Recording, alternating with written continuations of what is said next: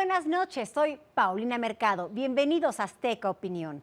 En el capítulo de hoy de 13 en Libertad, el periodista Sergio Sarmiento nos invita a un paseo a través del Museo Legislativo de la Ciudad de México, compartiéndonos un interesante análisis sobre cómo la Constitución de 1857 dio paso a la de 1917.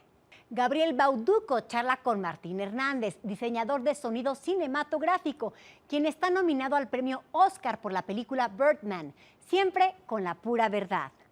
Morena entregará a integrantes de la CETEG candidaturas para algunos padres de los normalistas desaparecidos. Este es un tema para debatir aquí, entre amigos. Y en el ring, otro enfrentamiento intelectual está por comenzar. ¿Las escuelas de un solo sexo son buenas o malas para la educación? No se pierda este interesante debate con Andrés Roemer y sus invitados. No olvide que si se perdió uno de sus programas favoritos, nos puede seguir a través de nuestras redes sociales. ¡Comenzamos!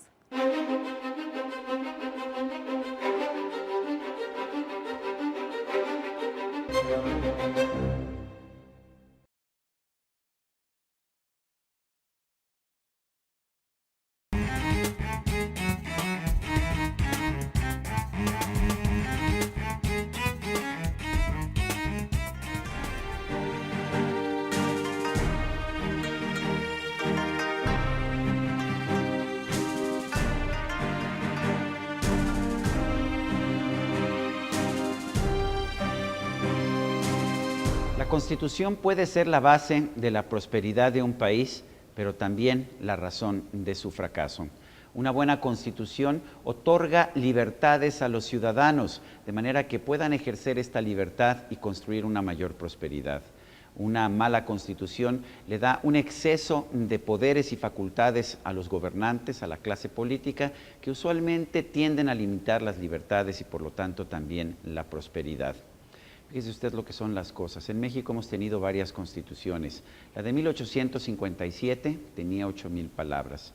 La de 1917, la original, alrededor de 20,000 palabras. Actualmente, y después de cientos de parches de esta constitución original que heredamos, la constitución que tenemos tiene cerca de 40,000 palabras. Me parece que nuestra constitución es el ejemplo de una constitución fallida. ¿Por qué nos da orgullo la Constitución de 1917? Básicamente porque es la culminación, en una primera parte, del movimiento revolucionario.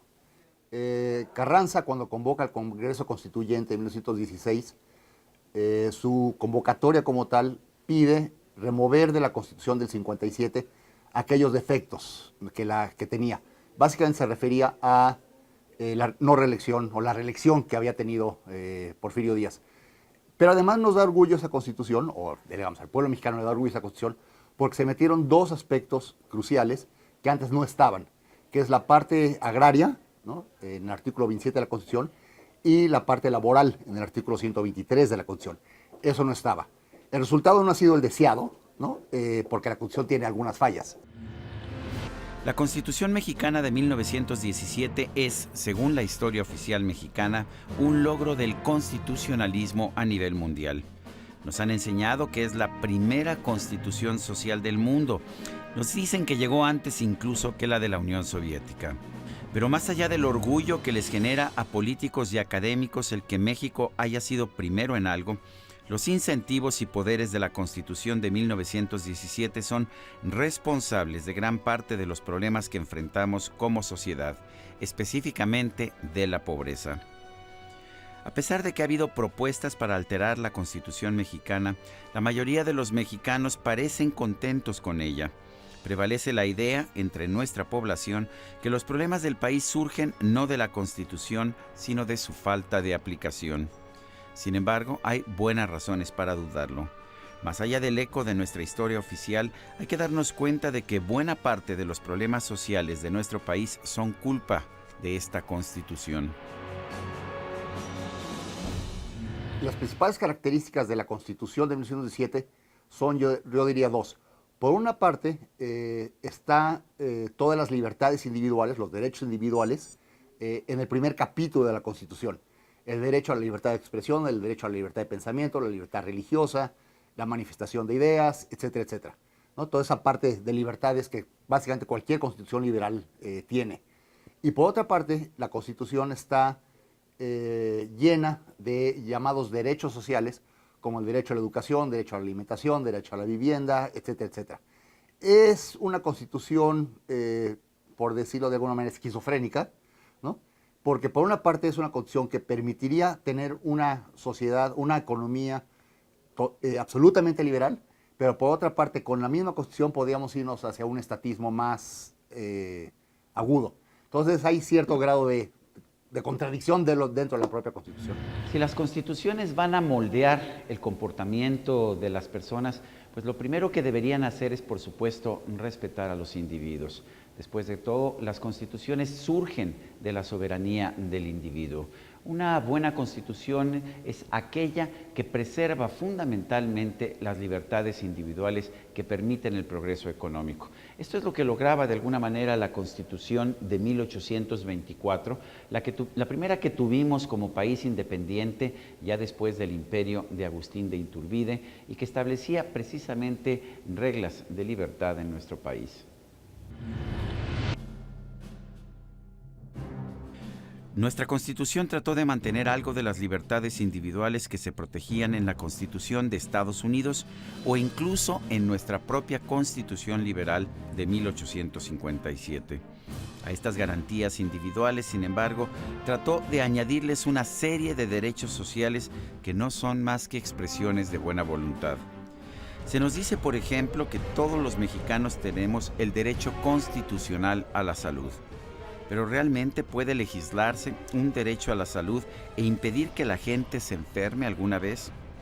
Este supuesto derecho a la salud se vuelve imposible de lograr por el propio sistema de salud creado por el gobierno. Es un sistema que vive agobiado por la burocracia y por su pésimo financiamiento. También nos dice la Constitución que todos tenemos derecho a la vivienda, pero este supuesto derecho no ayuda a construir casas y en cambio sí promueve invasiones de tierras y de vivienda que al final castigan la inversión y evitan que se construyan más casas. La Constitución establece el derecho al trabajo, pero en lugar de crear las condiciones económicas que promuevan la inversión productiva y la generación de empleos, castiga esa inversión y por lo tanto la creación de puestos de trabajo. Que no nos sorprenda que en un país que establece el derecho constitucional al trabajo, el 60% de la población trabajadora solamente tenga un empleo informal. Nuestra actual Constitución le otorga al Estado la rectoría de la economía, esto es, la facultad de planear, conducir, coordinar y orientar la actividad económica. Crea además un sistema de planeación democrática del desarrollo nacional. Es el sistema de planificación central que hizo fracasar al sistema comunista de la Unión Soviética y que ha mantenido la pobreza en nuestro país.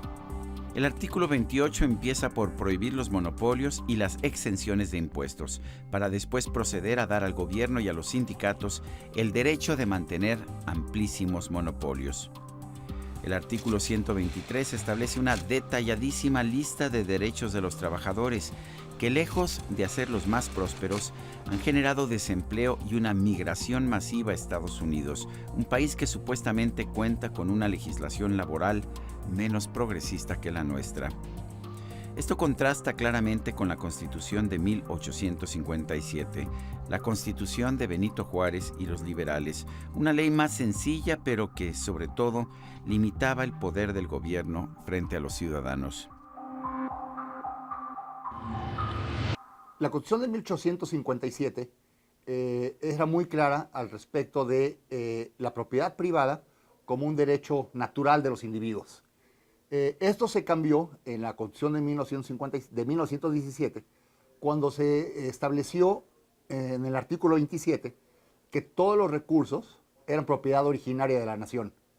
Y de ahí se estableció que la nación, ese concepto abstracto de nación, tenía la facultad de transferir los recursos a los particulares para crear la propiedad privada. Entonces lo que tenemos es una diferencia significativa de reconocer la propiedad privada como un derecho natural en 1857 a un derecho derivado de la propiedad originaria de la nación en la del 57. pero sigue siendo una constitución donde se reconoce la propiedad privada. El artículo 27 de la Constitución de 1857, la Constitución juarista, que es la que tengo precisamente junto a mí en estos momentos, simplemente garantizaba la libertad de poseer propiedad privada. Esto cambió, sin embargo, en el artículo 27 ya de la Constitución de 1917, que se dedicó a restringir esta propiedad privada y que determinó, de hecho, que la nación, o sea, el gobierno, es el dueño original de todas las tierras y aguas de la República Mexicana. Esta restricción a la propiedad privada de alguna manera ha generado una gran incertidumbre en el campo mexicano y es una de las razones por las cuales el campo en nuestro país es mucho más pobre que las ciudades. Cada país es diferente, o sea, no hay manera realmente de decir una constitución es mejor que otra en cualquier momento y en cualquier circunstancia. Tal vez de las constituciones más limpias que hay es la estadounidense, ¿no? Es una constitución muy limpia que ha tenido muy pocos cambios. Es una constitución donde se reconoce al individuo como el ser supremo de la nación, en donde hay una clara división de poderes, que puede generar un efectivo contrapeso entre los diferentes poderes de la Unión, el ejecutivo, el legislativo, el judicial. Entonces es un buen ejemplo de una constitución muy, muy limpia, ¿no?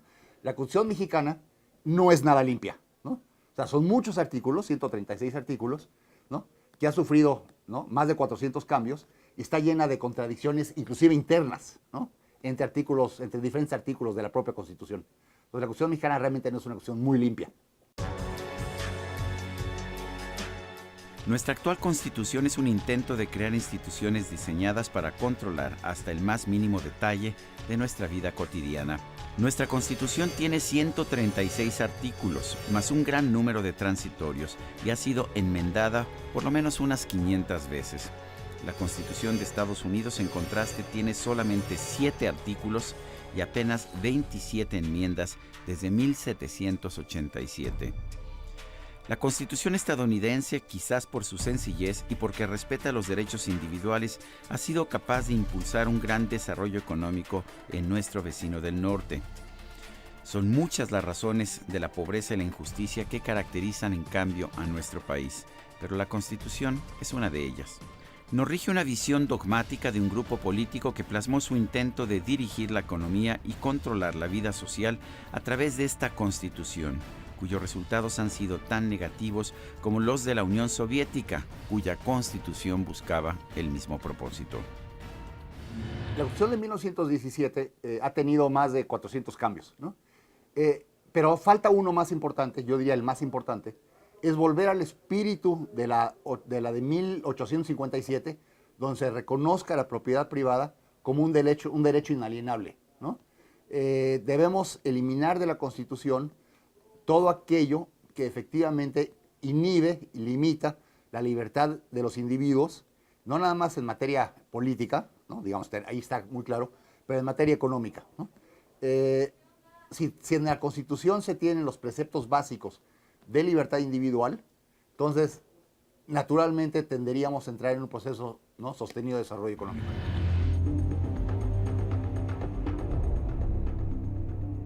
Me encuentro en el Museo Legislativo de la Cámara de Diputados del Congreso de la Unión, un lugar en donde usted puede encontrar obras como La sucesión presidencial de 1910 de Francisco I. Madero, el libro que lanzó la Revolución Mexicana. Es un perfecto lugar para reflexionar sobre la Constitución mexicana y las constituciones que hemos tenido a lo largo de la historia. Desafortunadamente, yo pienso que a los mexicanos nos han enseñado desde niños que tenemos la mejor constitución posible, que la actual es la mejor constitución del mundo. Solamente cuando nos ponemos a examinarla en detalle, nos damos cuenta de que es una constitución que castiga la inversión productiva y por lo tanto también la prosperidad. Quizás tenían más razón Benito Juárez y los liberales del siglo XIX con su Constitución de 1857, una Constitución que respetaba las libertades individuales y que por lo tanto podía promover una mayor inversión y una mayor prosperidad para todos. Yo soy Sergio Sarmiento y esto es 13 en Libertad.